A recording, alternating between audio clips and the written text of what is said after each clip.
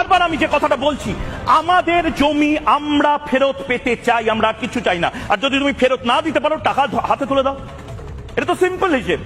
আমার থেকে কেউ একটা জমি নিয়েছে, সেই জমির টাকা সে দিতে পারছে না, সে দীর্ঘদিন ধরে জমিটাকে ফেলে রেখে দিয়েছে, তাহলে হয় জমি দাও নয় টাকা দাও। এই হিসেবটা বুঝতে মোহাম্মদ ইউনূসের সমস্যা হচ্ছে কেন? নোবেল টোবেল পেয়েছে তো, মোহাম্মদ ইউনূস নোবেল পুরস্কার পেয়েছে তো। আমি এবার কয়েকটা ছবি দেখাবো।